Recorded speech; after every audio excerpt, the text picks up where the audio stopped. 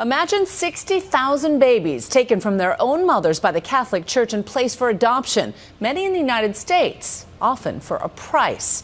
As shocking as it may sound, this story didn't originate on the silver screen, but one woman's struggle to find her child is now the subject of an Oscar-nominated film, Philomena. Nightline co-anchor Cynthia McFadden traveled with the real-life Philomena to the heart of the Catholic Church, the Vatican, looking for answers. I am very honored to meet you. You might well say this moment, Pope Francis greeting Philomena Lee in St. Peter's Square this morning, has been more than 50 years in the making, as the two locked eyes, both committed Catholics, trying to reconcile one dark chapter in the Church's history. Holy Father, it's a pleasure to meet you. We were right there. Philomena's real story and her journey, now an Oscar-nominated film. I've kept what happened to me buried away for 50 years. Philomena's latest chapter started 48 hours ago with her daughter Jane and the movie's writer and co-star Steve Coogan as they made their way to Rome at the invitation of the Vatican. You figured out what you're going to say to her? I'm going all blank. Her mission to find closure for herself and help explain why 60,000 children, including her own son, were taken from their unwed Irish mothers and sent by the Catholic Church to be adopted, many by U.S. families, often for a price. The movie tells the story of a naive 18-year-old Philomena who lost her mother at 6 and then became a mother herself long before she was ready. Did you take your knickers down? Answer, Sister Hildegard, did you take them down? Yes. I didn't know what pregnant was, of course. Did you feel shame? Well, I was frightened out of my life, I can tell you. When she said, you're going to have a baby, I thought, oh my God in heaven. I didn't know how this baby was going to come either, you know. Didn't know anything whatsoever. You literally didn't know how you were going to deliver the baby? No, indeed, no. Her family sent her away to have the baby at a home for unwed mothers. And it was a very bad birth. It was a breech birth. Don't let him put my baby in the ground. It's cold in there and it's dark in there. The nuns thought I was going to die. No medicine? No medicine whatsoever. You never got any medicines. You just got on with it. You suffer for your sins, didn't you? But is that what you were told? You were suffering for your sins? Well, according to them it was. After you'd had your baby, you had to stay in the Abbey for 4 years in order to repay the sisters for taking you in. Was that a miserable job? Was it just? But then we just got on with it because we thought, well, we've committed a sin, a very grievous sin, having a baby out of wedlock, as we were told. I signed the paper to say that I would allow him to be adopted. I mean, I had nothing else. Where else could I go? We used to ask, can you find us a job outside where we can take the babies? No, you can't. You've got to stay here till the baby's adopted. And that is what happened.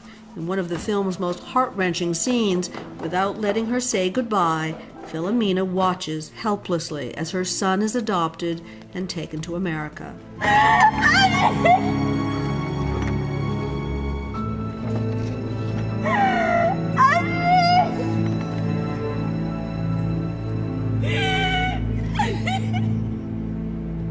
Oh my God, I tell you, I was in pieces, you know, I just could, and little face looking out the back of the car.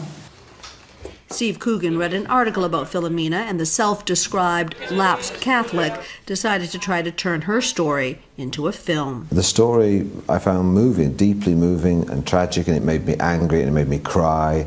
So, Philomena, how are you? As for the casting of Dame Judi Dench... Was it your idea to bring her in? It's one of those things where whoever you ask in the production, they'll claim it was their idea. Because it was such a good one. I think I would like to go. And there are about 3 scenes in the film where there's very little dialogue. It's just on Judy's face. And it's all about her thoughts, her private pain. And it's very powerful, but you can only pull that off if you've got an actor who has great charisma. You write the story. Coogan ended up starring in the film as well, playing a journalist who helps Philomena find her son. Her faith throughout is a very moving aspect of the film. The character you play, the journalist, is very cynical and skeptical and sometimes even funny about all of it. I think she thinks what happened to her was wrong. But she's she's not filled with hatred. She has I call it a serenity and a grace. But I don't want to seem like she's St. Bernadette or something like that, because she's quite an ordinary woman in some ways. I don't mean that disrespectfully. She's very down to earth. He learns from her. He learns from her continued faith. Did you feel that you were ever going to be able to live down the shame, or had the shame just taken? I didn't. And for years I still had the shame for years and years and years. That's why I think I kept the shame as a secret for so long without telling my daughter and my son. I kept it for 50 years. 50 years, and I think there's so many women in the same situation as me. So you were in your late 60s before you told your own family? I was getting on for 70 before I told. So it was the desire to find him? It was desire. I was desperate to find him, desperate. That's all I ever really wanted. Despite all the nuns took away from her, Philomena refuses to hate.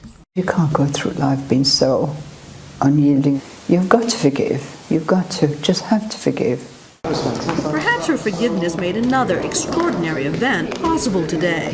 The film was screened at the Vatican as part of a push called the Philomena Project to open adoption records in Ireland. I'm getting the royal treatment, Martin. I feel like the Pope. They laughed at the jokes, but they also got the message. I did not abandon my child. Although the Pope himself did not attend, he did send one of his closest personal advisors, Monsignor Guillermo Kircher of Buenos Aires, standing next to Francis when he was elected Pope. Is your presence here today a signal from the Church, from the Pope? Of course. The Pope, he knows that I'm here. Do you see the Pope intervening in some way to make the records available? You do think so? I think. To open the records and shed light would be a sea change for tens of thousands of mothers and children trying to find one another, like Philomena and her son, who the nuns refused to help. Openness would also be yet another indication this Pope wants healing. So we're here at the Vatican. What was it like to screen the film? I thought it was very emotional, and it was a very big gesture of the Church to do this. I was trying to stop the tears coming down in case, you know, but it was very emotional watching it again. Do you feel as if you were heard? I think today? so. I really think so. I think they were really listening. She's been looking for him. She's spent her whole life trying to find him. Sometimes a film can open hearts and minds in a way nothing else can. Sometimes one 81-year-old woman's story can change the world. For Nightline, I'm Cynthia McFadden in Vatican City.